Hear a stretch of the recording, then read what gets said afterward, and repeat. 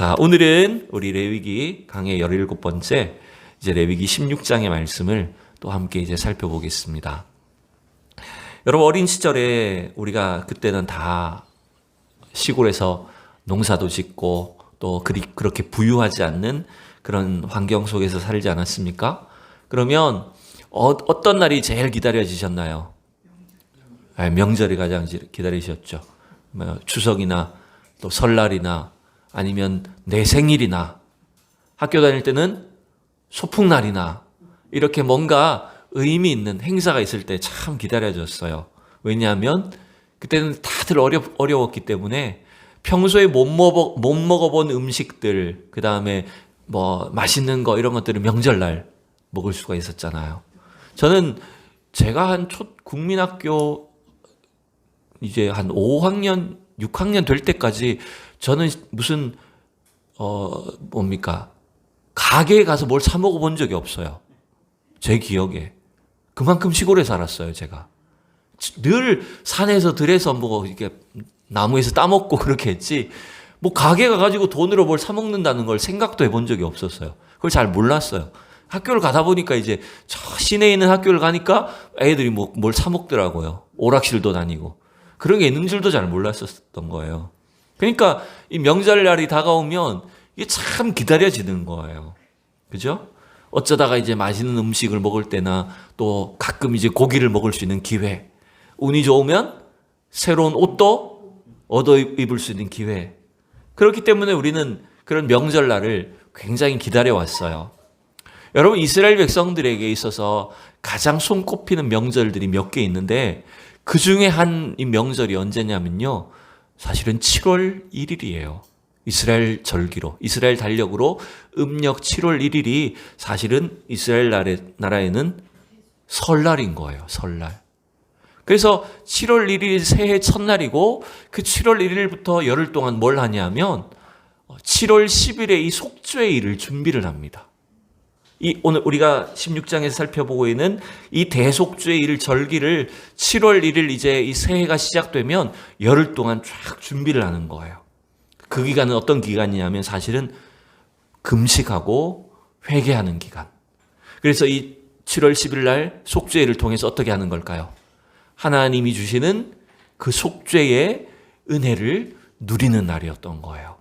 그래서 이 16장에 나오는 이 속죄일이, 대속죄일이 이스라엘 백성들에게 있어서는 굉장히 큰 절기였고 기쁨의 날이었다라고 하는 걸 우리는 알 수가 있습니다. 그래서 하나님 앞에 혹은 사람들에게 지은 우리의 모든 죄를, 1년 동안에 지은 모든 죄를 다 용서함 받고 이제 새롭게 새해를 출발할 수 있는 날이었기 때문에 이 7월 10일 날, 무슨 날요? 무슨 날이라고요? 속죄일. 이 속죄일을 큰 명절로 여겼다고요. 우리가 지난주에 함께 살펴봤죠? 이 속죄일의 큰 의미가 제가 두 가지를 말씀드렸는데, 첫 번째는 그 어떤 외형적인 모습과 함께, 첫 번째는 어떤 날이냐면 대제사장이 어디 들어가는 날이에요? 그렇죠. 지성소 안에 1년에 딱 한 번 들어갈 수 있는 날이었던 거예요. 여러분, 대제사장도 함부로 못 들어가는 곳, 하나님의 임재가 있는 곳, 그곳이 지성소였어요. 근데 그곳에 1년에 한 번 들어간다라고 하는 것 자체가 바로 죄를 없이 해야만 들어갈 수 있긴 하지만 동시에 그 의미가 무엇일까요? 그것은 바로 이스라엘 백성들 가운데 임재하시는 하나님의 영광이 계속되게 하기 위한 목적이라는 거예요. 1년에 한 번이라도 하나님 앞에 들어감으로 인해서 이스라엘 백성들 가운데 하나님의 임재와 하나님의 영광이 유지되도록 하는 것, 혹은 잃어버렸던 그 임재를 다시 회복하게 하는 것에 목적이 있었던 것이 이 대속죄일의 의미였다는 것입니다. 그죠? 그 다음에 또 하나 제가 지난주에 말씀드린 것이 있어요. 그것이 뭐였냐면 이 대속죄일은 마치 뭐와 같다라고 말씀드렸을까요? 네? 명절 말고 뭐와 같다고 말씀드렸을까요? 평소에 우리가 잘 안 치우던 집을, 그렇죠, 대청소의 날과 같다 그랬잖아요. 즉 이스라엘 백성들의 모든 죄를 1년에 한 번 하나님 앞에 나아가면서 이것들을 죄를 다 속죄함으로 인해서 마치 묵은 때를 벗기는 것처럼 이 죄를 다 정결케 하는, 대청소의 날과 같은 것이 이 대속죄일이었다라고 말씀을 드렸습니다. 그래서 이 대속죄일에 이 제사를 이게 너무 긴 본문이라 요약해서 살펴보면 어떤 제물을 준비하도록 했을까요? 일단 대제사장은 세마포 의복을 입고 하나님 앞에 나아가야 됐죠. 근데 그 전에 이 죄를 속하기 위해서 어떤 제물들을 준비해야 됐다고 했습니까? 여러분 기억나나요? 제가 일부러 다 준비하진 않았습니다. 또 그렇다고 이걸 다 외우실 필요는 없어요. 근데 대충 다시 요약을 해보면 일단 대제사장 자신의 죄, 대제사장과 제사장 가정의 죄를 해결하기 위해서 어떤 속죄 제물을 드려야 됐을까요?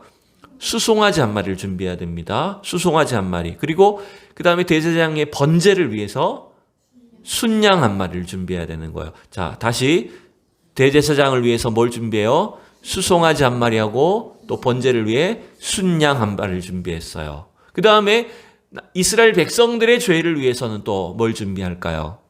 이스라엘 백성들의 죄를 속하기 위해서 속죄 제물로 숫 염소 2마리를 준비하고요. 그 다음에 그걸 다 마친 후에 다시 번제 제물로 숫 양 1마리를 또 준비해 드려야 됐어요. 총 몇 마리예요? 마리수로 하면? 그렇죠. 5마리를 드리는 거예요. 근데 그 중에 순양은 둘 다 번제를 위한 제물이니까 이건 그렇게 중요성이 조금 떨어지고요. 번제는 뭡니까? 하나님 앞에 그렇죠. 헌신이에요.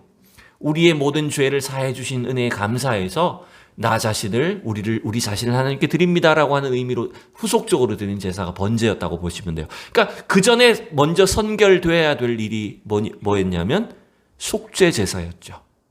자, 다시 대제사장을 위해서 그럼 속죄 제물로 뭘 준비해야 됐어요? 뭘 드려야 됐어요? 수송아지. 예. 이게 뭐 순양인지 순염소인지 송아지인지 뭐 너무 많아가지고 그죠? 뭐 헷갈리시긴 하지만 그냥 다시 기억한다면 이 대제사장 자신의 죄를 위해서는 수송아지를 드려야 됐어요. 자, 그리고 백성들의 죄에 대해서는 숫 염소 2마리. 오늘 왜 이 2마리인지에 대해서는 좀 초점이 맞춰져 있습니다. 일단 다시 조금 앞으로 돌아가서 보면 어떻게 이 제물을 드리는지를 말씀을 통해서 함께 살펴봅시다. 11절부터 보시면 이렇게 되어 있어요. 11절 다 같이 시작. 아론은 자기를 위한 속죄제의 수송아지를 드리되 자기와 속죄하고 자기를 위한 그 수송아지를 잡고 그랬죠? 자, 대제사장 자신과 자기 가족을 위해서 뭘 속죄 제물로 드렸다고요? 그렇죠. 수송아지를 드렸어요. 자, 그래서 그 수송아지를 잡아요. 그 다음에 보세요. 12절 보면 향로를 가져다가 여호와 앞 제단 위에서 피운 불을 그것에 채우고 또 곱게 간 향기로운 향을 2손에 채워가지고 휘장 안에 들어가서 13절 마저 읽으세요. 시작.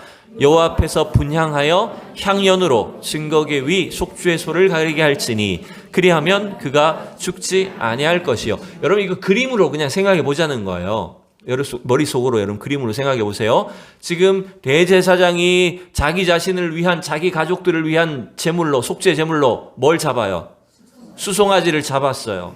그죠? 그 다음에 그 수송아지를 잡은 뒤에 어떻게 하냐면 피를 가지고 들어가는 겁니다. 제물을 가지고 들어가는 게 아니라 수송아지의 피를 가지고 들어가는 거예요. 근데 피를 가지고 들어가면서 동시에 그 전에 또 뭘 들고 들어간다 되어 있어요. 보니까. 그렇죠? 이 여호와 앞에 바칠 그 향기로운 향을 분향을 해가지고 그걸 가지고 지금 증거계 앞 지성소에 들어가는 거예요. 그래서 그 연기가 속죄소 위를 덮게 해야 된다라고 말했어요. 여러분 그 이유는 뭘까요? 왜 연기를 굳이 피워서 속죄소가 보이지 않을 정도로 연기가 그 안에 가득하게 해야 될까요? 여기 그림에도 보이잖아요. 연기가 지금 올라가잖아요. 거기 하나님이 임재하시는 장소예요. 근데 왜 굳이 연기로 가렸을까요? 왜 연기로 가렸을까요? 그렇죠. 하나님을 보지 못하게 하려는 거예요. 왜? 여전히 죄인 된 상태입니다. 그러니까 이 대제사장 자신의 죄를 속하기 위해서 들어가는 것이지 지금 이 사람이 완전히 정결한 사람입니까? 아니죠. 여전히 죄인 된 상태죠. 그래서 하나님의 그 임재가 있는 그 속죄소 위에 최대한 연기가 가득하도록 함으로 인해서 하나님을 직접 보지 못하도록 하는 거예요. 왜냐하면 보면 죽으니까. 근데 그렇다고 해서 여러분 이것이 무조건 그럼 이게 무슨 하나님 무슨 이렇게 무섭게 하시나 이렇게 보실 것만은 아니에요. 오히려 반대로 생각해 보시면 이렇게 하나님의 그 무서운 임재 앞에 나아갈 수도 없는 죄인들을 하나님께서 나아가도록 지성소로 나아갈 수 있도록 하신 것 자체가 엄청난 은혜라는 걸 여러분 기억하셔야 됩니다. 그래서 이 대제사장도 완전치 않은 인생임에도 불구하고 자기 자신의 죄를 위해 또 백성들을 위해서 지성소에 나아갈 수 있도록 하셨다는 것 자체가 엄청난 은혜라는 거예요. 자, 이 다음이 이제 중요합니다. 자, 그러면 이 향을 가지고 나아갔어요. 아까 그 수송아지를 죽여서 뭘 가지고 간다 그랬어요? 그렇죠. 피를 가지고 나간다 그랬죠. 자, 14절 보세요. 그 피를 가지고 이제 어떻게 하는지. 14절 시작. 그는 또 수송아지의 피를 가져다가 손가락으로 속죄소의 동쪽에 뿌리고 또 손가락으로 그 피를 속죄소 앞에 7번 뿌릴 것이며. 자, 피를 어떻게 한다고요? 그렇죠. 속죄소 위에다가 뿌리고요. 속죄소가 뭐라 그랬습니까? 바로 그 법궤의 뚜껑 부분이라고 생각하시면 된다 그랬죠. 그 뚜껑 부분의 위에 동쪽에다가 피를 뿌리고요. 그 다음에 또 속죄소 앞에 아마 땅인 것 같아요. 바닥에다가 7번을 뿌리라 라고 되어 있어요. 여러분 15절도 맞아보면 이게 제사장 자신을 위한 속죄의 제사와 백성을 위한 속죄의 제사가 지금 합병이 되는 걸 여러분 볼 수 있어요. 그렇게 한 뒤에 또 바로 나오는 겁니다. 제사장이 또 나와요. 이번에는 뭘 잡아요? 그 염소는 어떤 제물이에요? 누구를 위한 제물이에요? 백성을 위한 속죄제 염소를 2마리 중에 1마리를 잡는 거예요. 백성을 위한 속죄제 염소를 잡아가지고 또 그 피를 가지고 또다시 휘장 안으로 들어가는 겁니다. 그리고 똑같이 하는 거예요. 아까 수송아지 피를 가지고 했던 것처럼 또 속죄소 위에다가 뿌리고 앞에다가 뿌리고. 즉 그러니 지금 대제사장 자신을 위한 속죄제와 속죄제 피와 그 다음에 백성들을 위한 속죄제 피가 어떻게 된 겁니까? 합쳐져요. 그게 하나가 되어서 하나님 앞에 지금 속죄의식을 치르는 것이에요. 참 이게 신기한 것이 있어요. 그런데 그것은 뭐냐면 이게 표면적으로는 대제사장 자신과 이스라엘 백성들의 죄를 속하기 위한 이 속죄제 의식인데 놀랍게도 이게 자연스럽게 성경을 읽다 보면 뭘 정하게 하는 지금 의식이라고 표현할까요? 뭘 정결케 한다고 말할까요? 피를 뿌린다는 게 뭡니까? 속죄소 위에다 피를 뿌려요. 속죄소 앞에 뿌려요. 그뿐만 아닙니다. 뒤로 넘어가 보면 또 나오면서 어디다가 또 피를 발라요? 네, 제단에다가 그 제단 뿔에다가 피를 바르고요. 회막으로 나오면서 차례대로 하나씩 성전 기구들마다 그 피를 뿌리고 바름으로 인해서 어떤 일을 하는 것입니까? 자, 19절 읽어볼까요? 또 손가락으로 그 피를 그 위에 7번 뿌려 이스라엘 자손의 부정에서 제단을 성결하게 할 것이요 라고 했어요. 여러분 지금 분명히 이 전체적인 의미는 대제사장과 이스라엘 백성들의 죄를 속하는 1년치 죄를 한꺼번에 어쩌면 속하는 날로 정해 주셨는데 동시에 그 제사가 그 피가 뭘 성결하게 하고 있어요? 뭘 성결하고 있어요? 제단만이 아니에요. 어디부터 피를 뿌리고 나왔어요? 지성소 안에 속죄소부터 그 다음 차례대로 나오면서 분향단도 아마 뿌렸을 것이고 그 다음에 또 회막들로 나와서 제단 하나님께 번제단에도 피를 바르고 뿌렸다는 거예요. 그러니까 성전 자체를 정화하고 계시는 거예요. 제가 이걸 그래서 지난주 말씀드렸지 않습니까? 하나님께서 주신 지금 이 이스라엘 백성들의 성막 혹은 성전과 그 안에 있는 여러 기구들, 도구들은 단순히 의식적인 제사를 위한 도구라고 착각하면 안 된다는 거예요. 나중에 보면 왜 우리가 사무엘상에서 엘리 제사장의 2 아들들과 이스라엘 백성들이 블레셋과 전투에 나가면서 뭘 메고 나갔어요? 뭘 메고 나갔어요? 그렇죠. 법궤를 자기들이 메고 전쟁터에 나갔어요. 그들은 그 법궤를 뭐라고 생각했습니까? 어떤 도구라고 착각한 겁니까? 하나의 그 법궤 자체에 어떤 능력이 있다고 생각한 거예요. 법궤 자체가 하나님의 능력이 있는 도구라고 생각하고 그것을 주술적으로 지금 악하게 이용했던 거예요. 거기에 큰 실수가 있었죠. 근데 지금 하나님이 이스라엘 백성들에게 이 속죄일을 통해서 성전과 또 심지어 그 법궤와 그 법궤 위에 속죄에서부터 쭉 제단까지 나오면서 그 성막에 있는 모든 기구들 자체를 성결하게 하셨다라고 하는 것은 그 도구가 어떤 힘이 있는 것이 아니라는 겁니다. 오히려 이스라엘 백성들이 죄를 범하면 그 성막이나 성막 기구들이 어떻게 된다는 걸까요? 지금 어떻게 피를 발라서 어떻게 하는 겁니까? 성결하게 하는 거니까 여러분 이스라엘 백성들이 죄를 범하면 그 성전에 있는 것이나 성전 기구나 이런 것들이 다 어떻게 된다는 말이에요? 부정하게 된다는 거예요. 여러분 이게 참 희한한 개념이죠. 우리가 평소에 생각지 못했던 개념입니다. 우리는 흔히 이렇게 생각했잖아요. 이 성전 안에 있는 거는 성전 안에 있는 기구나 법궤나 이런 거는 무조건 거룩한 물건이야 라고 생각을 한 거예요. 근데 오히려 그렇지 않다는 거예요.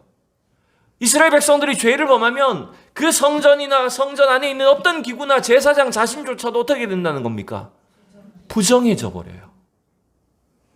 그래서 이 대속죄일은 어떻게 보면 이스라엘 백성들의 죄를 속하는 것만으로 그치는 게 아니에요. 성전 전체를 정화시키는 것, 청소하는 것, 거기에 의미가 있다는 거예요. 왜 그렇죠? 그 성전이 하나의 장소가 아니기 때문에 그렇죠. 성전이 뭐라고요? 하나님의 전인데, 그러니까 성전이 그런 장소적인 개념, 도구적인 개념이 아니라 성전이 곧 뭡니까? 이스라엘 백성들 자기 자신들이라는 거예요. 여러분 교회도 건물이 교회가 아닙니다. 건물이 성전이 아니에요. 누가 성전입니까? 그렇죠. 우리 성도들 자신이 성전인 거예요. 그래서 이스라엘 백성들의 죄를 속해야 된다는 것은 성전 그 자체인 이스라엘 백성들의 죄가 얼마나 이렇게 위험할 수 있구나, 심각할 수 있다라고 하는 것을 깨닫게 해주시는 거예요. 그들이 죄를 범하면 어떻게 됩니까? 하나님이 그 성전 가운데 계시지 않는다는 거예요. 그것은 장소를 말하는 게 아닙니다. 이스라엘 백성들 자기 자신들을 말하는 거예요. 그래서 여러분 이 대속죄를 통해서 하나님은 1년 동안 이렇게 부정하여지고 또 불의해진 이스라엘 백성들을 그들의 죄를 정결케 함으로 하나님의 임재가 그들 가운데 다시 나타날 수 있도록, 그리고 언제든지 그들이 하나님의 임재 가운데 나아갈 수 있도록 하는 길을 열어주시는 것이 이 대속죄일이었다는 거예요. 그런 이 대속죄일은 엄청나게 큰 명절이었다는 걸 알 수가 있는 것입니다. 자, 근데 오늘 말씀은 지난주에 제가 했던 걸 다시 좀 부언 설명했다면, 지금부터는 이제 그러면 백성을 위한 속죄 제물로 2마리 염소가 있었는데 이 2마리 염소가 뭔지를 우리가 함께 생각해 볼 필요가 있어요. 자, 넘어가 20절을 봅시다. 20절 같이 읽어봅시다. 시작. 그 지성소와 회막과 제단을 위하여 속죄하기를 마친 후에 살아있는 염소를 드리되. 자, 그럼 앞에서 대제사장 자신의 죄를 위한 수송아지 제물을 드렸고 그 피를 가지고 갔고, 그 다음에 백성들의 속죄를 위해서 염소 1마리의 피를 가지고 나아갔어요. 그리고 뭐가 남아있어요? 그렇죠? 순염소 2마리 중에 1마리가 지금 살아있다는 거예요. 자, 이게 지금 구분했어요. 자, 이걸 어디서 구분했냐면 앞에 사실 이렇게 가르쳐 주셨어요. 8절에서 보면 이런 내용이 있습니다. 2 염소를 위하여 제비 뽑되, 한 제비는 여호와를 위하고 한 제비는 누구를 위하고요? 아사셀을 위하여 할지며, 아론은 여호와를 위하여 제비 뽑은 염소를 속죄제로 드리고. 마지막 10절 여러분 읽어보세요. 시작. 아사셀을 위하여 제비 뽑은 염소는 산채로 여호와 앞에 두었다가 그것으로 속죄하고 아사셀을 위하여 광야로 보낼지니라. 지금 2마리 염소가 있는데 1마리는 속죄 제물, 이스라엘 백성들의 죄를 위한 속죄 제물로 여호와를 위해서 그 피를 드렸어요. 근데 한 마리는 누구를 위하여? 아사셀을 위하여 제비 뽑은 염소라고 말해요. 그걸 또 광야로 보내라고 말해요. 이제 여기에 이제 어려운 점이 있어요. 아사셀이란 단어가 뜻이 뭘까요, 여러분? 이 뜻을 몰라요. 모른다는 게 정답이에요. 그리고 신구약 성경 전체에서 아사셀이란 단어를 유일하게 여기만 기록을 해요. 그러니까 이 뜻을 우리가 모르는 거예요. 그래서 몇 가지 이제 학자들은 이 아사셀이 도대체 뭔가, 아사셀 염소가 뭔가, 그 단어의 의미를 이제 해석을 몇 가지를 하는데 이렇게 막 다 추정인 겁니다. 정답이 없는 거예요.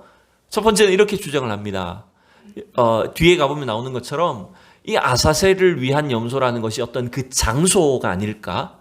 접근하기 힘든 아주 멀리 떨어진 험한 광야 혹은 절벽 낭떠러지 이런 곳을 의미하는 단어, 장소, 지명이 아닐까라고 생각하는 게 첫 번째 해석이에요. 아사셀. 두 번째 해석은 이런 거예요. 이 최대한 그 발음이 비슷한 단어를 찾아가지고 에스는 아사셀에서 이제 에스는 염소란 뜻이고 그 다음에 아잘은 가다, 멀리 보내다 이런 뜻이라고 이제 조합을 해보는 거예요, 나름대로. 그래서 그 뜻을 멀리 떠나보내는 염소다. 뭐 이렇게 이제 단어를 추정을 해보는 겁니다. 첫 번째는 아까 뭐라고 했어요? 어떤 장소, 멀리 떨어져 있는 험한 지명을 가리키는 게 아닐까라고 해서 그게 아사셀이라고 추정을 한 거고, 두 번째는 염소 자체의 이름을 멀리 보내는 염소다라고 하는 그 원어를, 단어를 그냥 아사셀이라고 한 것이 아닌가, 이렇게 이제 추정을 한 건데, 이게 근데 좀 이상해요, 이게. 왜냐하면 정답이 다 어떤 건지 모르기 때문이기도 하지만 그 단어 자체가 이상해요. 왜냐하면 아사셀을 위한 염소라고 하는 건데, 분명히 성경에 그렇게 돼 있잖아요. 아사셀을 위하는 염소라고 하는데, 그러면은 뜻 자체도 염소가 돼 있는데 멀리 보내는 염소를 위한 염소 이렇게 되니까 말을 풀이했을 때 뭔가 좀 이상한 말처럼 된다는 거예요. 정답은 없어요, 여러분. 그 다음에 세 번째 마지막 뜻은 또 하나들 학자들 추정하기로 뭐라고 하냐면 이 아사셀은 악령의 이름이 아닌가.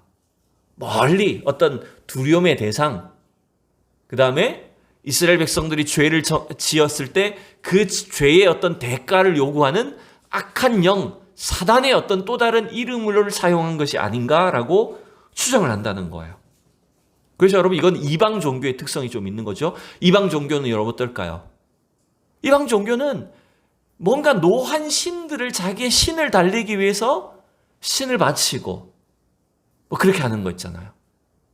그런 방식으로 지금 뭔가 어떤 하나님 외에 또 다른 어떤 악한 존재를 위해서 이걸 바치는 게 아닐까라고 하는 식으로 해석을 하기도 한다는 거예요. 유대인들이 전통적으로. 근데 그것도 이상한 거예요. 왜 이상할까요? 하나님이 제정해 주신 법인데, 그죠? 어떤 이방 종교의 일반 논리로 보면 그럴듯하지만 하나님이 어떤 이 율법들을, 규례들을 제정해 주셨는데 하나님이 그러면 하나님 자기 자신에게 한 마리 바치고 또 악한 영한테도 그러면 한 마리 염소 바치라 이렇게 하셨다는 말일까요? 그것도 아니라는 거죠. 그럴 필요가 있다 없다? 없다는 거예요, 여러분. 여러분 이거 확신하셔야 됩니다. 우리는 예수 그리스도를 통해서 모든 죄에서 구속함을 얻은 것입니다. 어떤 사단 마귀가 우리에 대한 어떤 지분을 요구하거나 우리가 사단 마귀에게 뭔가를 대가를 지불해야 될 필요가 있습니까? 없습니까? 없어요, 우리는. 그러기에 이 논리는 뭔가 맞지 않는다는 것입니다. 자, 그래서 정확한 뜻은 알 수 없다는 게 정답이에요. 정답은 정답 없는 게 정답이에요. 근데 여러분 그러면 이 내용을 살펴보죠. 아사셀 염소의 그 뜻은 우리가 모르지만 왜 하나님 이렇게 하셨을까? 그 의미를 우리는 살펴봐야 되겠죠. 20절 같이 읽어봅시다. 20절 시작. 그 지성소와 회막과 제단을 위하여 속죄하기를 마친 후에 살아있는 염소를 들이되. 자 20절에 보세요. 지성소와 회막과 제단을 위하여 속죄한다. 이거는 어떤 걸 잡은 겁니까? 어떤 염소? 두 마리 중에 첫 번째, 그죠? 여호와를 위해서 제비 뽑은 염소의 피를 가지고 어떻게 한 거예요?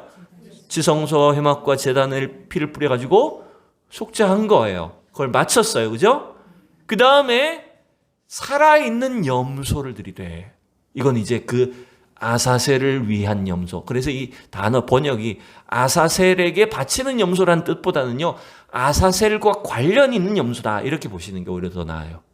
왜냐하면 아사셀을 위한 염소라고 해버리면 뭔가 아사셀이라는 또 다른 신이 있거나 또 다른 존재에게 바치는 것처럼 느껴지니까 아사셀과 관련 있는 어떤 염소를 드리는데, 그 염소는 어떻게 한다고요?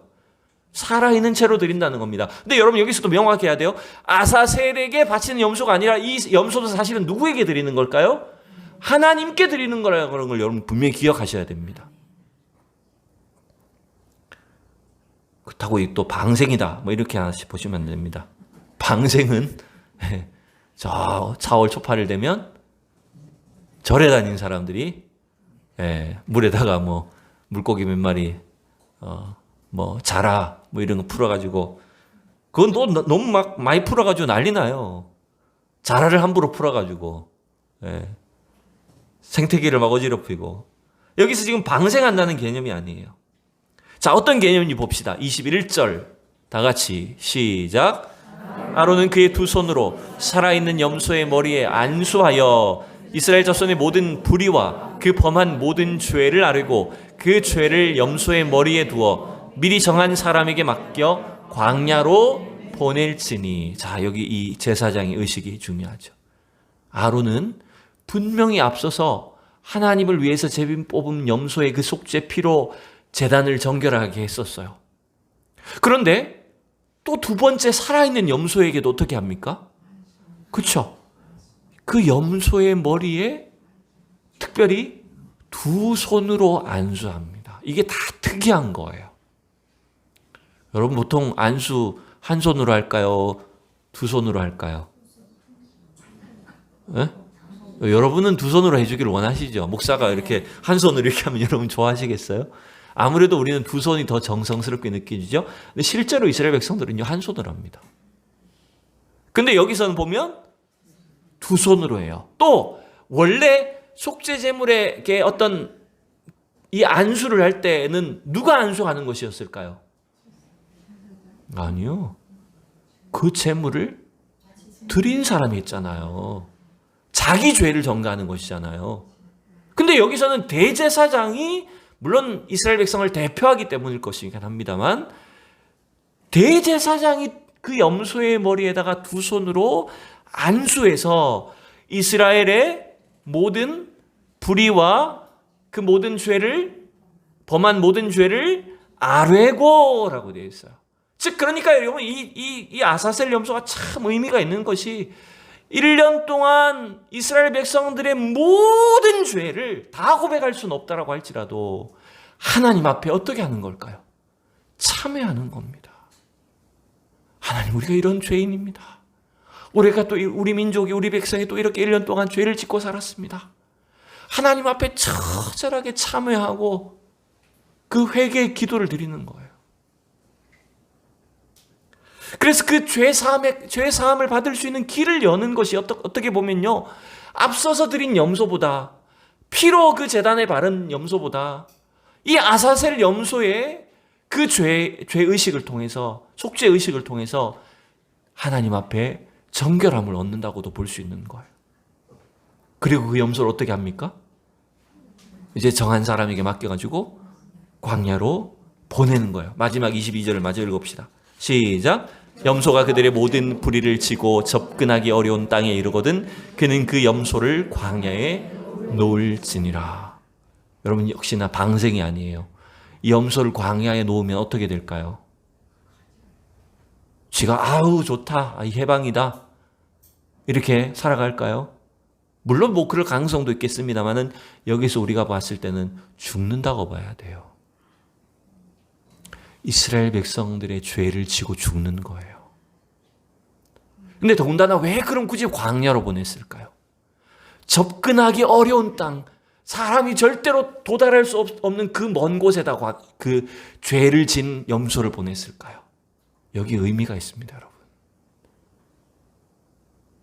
우리가 주님 앞에 하나님을 알지 못해서 지었던 죄, 혹은 하나님을 이제 알면서도 죄를 범한 것에 대해서 주님 앞에 회개했다면 그 죄를 다시 찾아오라는 말일까요? 절대로 찾지 말라는 말일까요? 그렇죠. 절대로 찾지 말란 말이에요.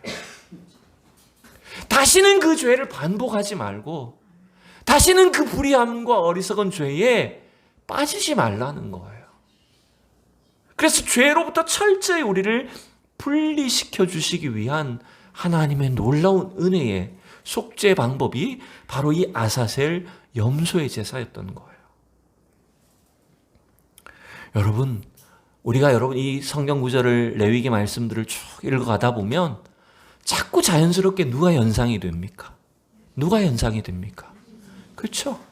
예수 그리스도의 속죄 사역이, 십자가의 구원이 바로 이 놀라운 구원을 이루어 주셨구나라고 하는 걸 자꾸 깨닫게 될 거예요. 그게 자연스러운 겁니다, 여러분. 그게 연상이 되셔야 돼요, 여러분. 구약을 읽으면 자꾸 예수님이 생각이 나셔야 돼요. 한 군데만 성경을 찾아드릴게요. 히브리서를 볼게요. 히브리서 12장, 13장, 12절.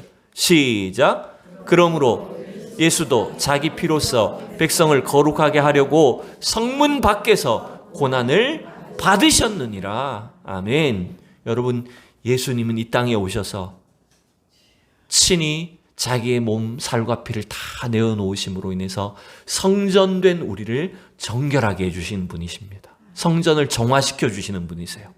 그리고 동시에 그분은 인류의 모든 죄를, 그는 불의함에도 불구하고 아무 죄가 없으심에도 불구하고 인류의 모든 죄를 짊어지고 어디로 나가셨어요? 어디에서 고난을 받으셨어요?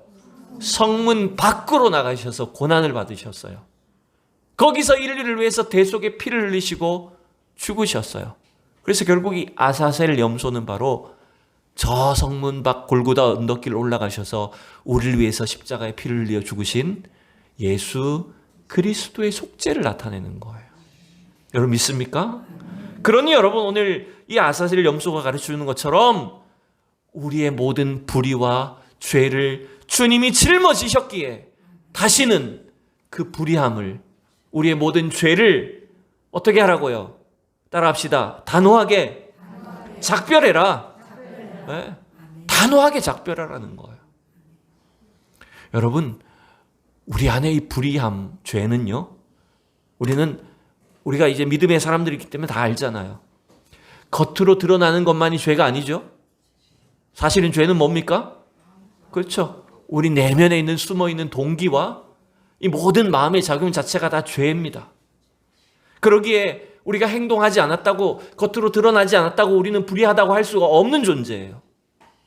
결국 하나님이 이 속죄일을 통해서, 속죄일의 이 아사셀 염소를 통해서 우리 속에 있는 숨어있는 불의한 모든 동기들까지도 다 깨끗게 해주시는 길을 열어놓으신 거예요. 그 구원이 바로 예수님을 통해서 우리 안에 이루어졌다는 것을 말합니다. 그러니 그 염소를, 아사셀 염소를 저 광야에 도달할 수 없는 그곳에 보낸 것처럼 절대로 우리가 과거에 행했던 불의함과 어리석은 죄들을 반복하지 말라는 거예요. 다시 찾아오지 말라는 거예요. 단호하게 작별해라는 거예요. 여러분, 그게 우리가 해야 될 일이라는 겁니다. 또한 우리는 이 정결함을 입은 백성으로서요, 우리는 이제 예수 그리스도를 통해 하나님 앞에 담대히 나아가는 사람들이 되어야 됩니다. 참 이상해요. 구약은 분명히 그 아사셀 염소를 도달할 수 없는 곳, 찾을 수 없는 곳으로 보내게 하셨는데, 신약으로 넘어와서는요, 참 저는 이 구절을 보면서 언뜻 이해가 되지 않으면서도 그렇게 느껴집니다. 아까 분명히 12절에서 그가 영문 밖으로 나가셔서, 그죠? 성문 밖으로 나가셔서 고난을 받으셨다 그랬잖아요. 아사셀 염소라면 절대로 찾으면 안 되죠.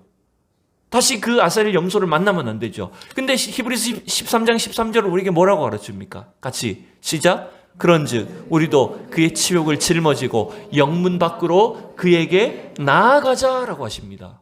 여러분, 좀 이상하지 않습니까? 구약의 개념으로 한다면 절대로 그 염소를 찾으면 돼야 안 돼요? 안 되죠. 근데 히브리서 기자는 그 아사셀 염소와 같이 성문 밖으로 나가신 예수님께 어떻게 해야 된다고? 우리가 나아가자라고 말합니다. 여러분, 이게 신약과 구약의 이제 차이인 거죠. 우리는 우리를 온전케 하실 수 있으시면서 그가 지금도 살아계셔서 우리를 거룩한 상태로 정결함으로 하나님의 은혜의 보좌 앞에 나아갈 수 있게 하신 분, 우리에게 유일한 성전의 휘장을 찢어 놓으심으로 하나님 앞에 담대히 들어갈 수 있도록 하신 그 예수 그리스도께 나아가야 된다는 겁니다, 여러분. 그게 바로 여러분, 우리가 날마다 주님과 연합하는 길이에요. 우리의 삶을 정결함으로 하나님 앞에 드릴 수 있는 유일한 길이라는 것을 성경이 우리에게 알려주고 있습니다. 여러분, 우리는 참 이걸 생각해야 됩니다. 우리가 그나마 예수를 믿기 때문에 세상 속에서 누구보다도 의로운 삶을 살아요. 세상 믿지 않는 사람들보다는 그래도 착하게 살아요.